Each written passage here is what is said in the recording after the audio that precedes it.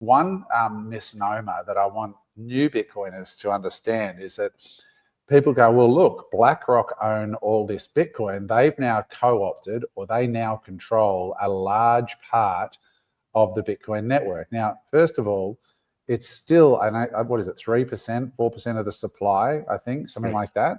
Yeah. But you mentioned IBIT and ETF. Now, for you and I, we know what that is. But an ETF, guys, means exchange traded fund. So what they do is they offer a way for people who are not Bitcoiners, who are not able or comfortable going to Coinbase and opening a Coinbase account and buying Bitcoin and having a digital wallet and then self-custodying. This is basically a listed company. It's an instrument, it's not a company, but it's basically a listed company that trades in their like CommSec or NAB trade account. They can log into where they buy their Coles and Woolworths shares, and they can go, let's get a little bit of that Bitcoin, and they can just buy a unit in this exchange traded fund. And it's millions of these mums and dads and also institutions that sometimes in their investment charter, like Harvard maybe, might not be able to buy because of their investment charter, speculative assets or commodities or unlisted assets, whatever it is in their rule book for investing the endowment fund. They want to buy Bitcoin, but they can't buy it directly. All of a sudden, there's this listed security that they can buy because it's being offered by BlackRock. And so BlackRock charges a small management fee, but that chunk is actually not owned by BlackRock. It is owned by the unit holders within the ETF. So it's a misnomer that BlackRock, the evil globalists, it's not BlackRock. It's owned by millions of small, and by the way, it's been the most successful exchange traded fund in the history of ETFs ever. That's how big it's been. So I just wanted to double click on that for people so that they're aware of it. But another thing that you mentioned there, it just occurred to me while you were saying it. You were saying that you used the word new base price. And this is where we talk about, guys, the phrase market structure. When you've got these private individuals, which is principally who the early investors in Bitcoin were, right? When you've got human beings that are not big institutions and they've got $1 billion, $2 billion, $10 billion chunks of an asset in one asset, right? After all this time, of course and they bought it for 1 cent, 10 cent, $1, $10, $100. Those when you are coming into the market structure of Bitcoin, those are kind of liquidity pockets potentially of people like humans just going, I've had enough of worrying about the Bitcoin price and living. I'm just going to cash out, buy my boat, buy properties all over the world, just live a peaceful life without worrying about the Bitcoin price, right? These people have been through hell. They've been through exchange collapses, people going to jail, being told they're criminals, blah, blah, blah, blah, blah, blah, blah. They've got enough money for 100,000 lifetimes, right?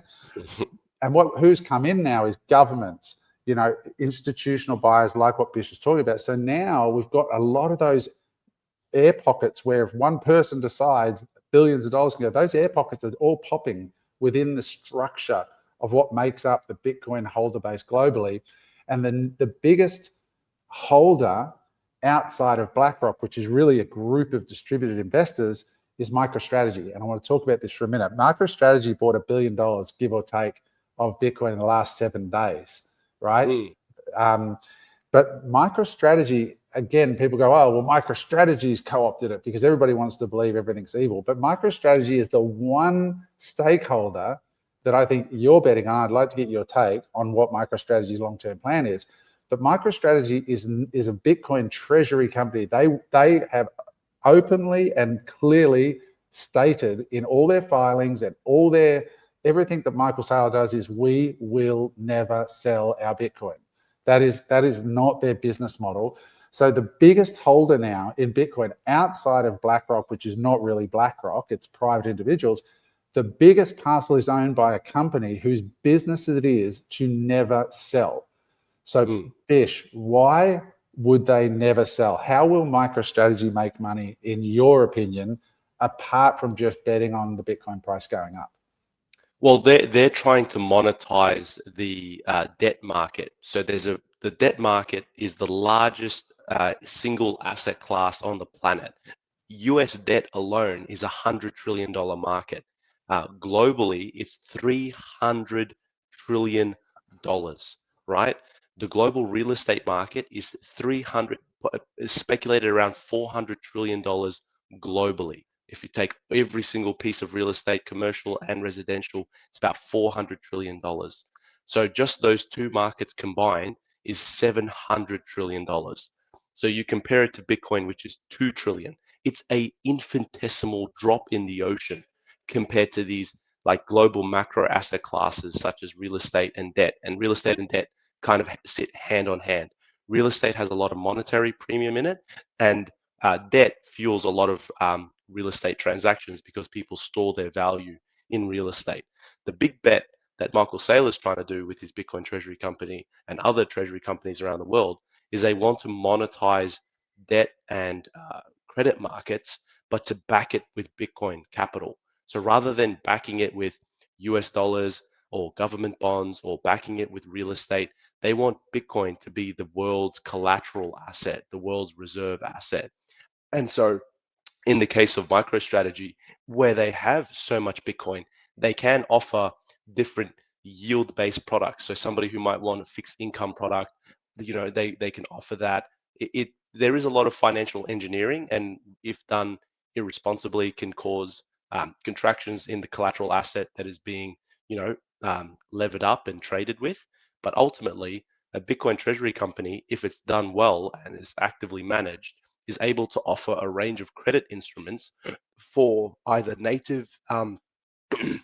for native Bitcoin holders themselves or for people who are looking for alternative forms of credit as well. So for me, I see MicroStrategy not really as just a Bitcoin treasury company. I see it as a digital bank, right? Similar to how you see JP Morgan, Bank of America, Morgan Stanley.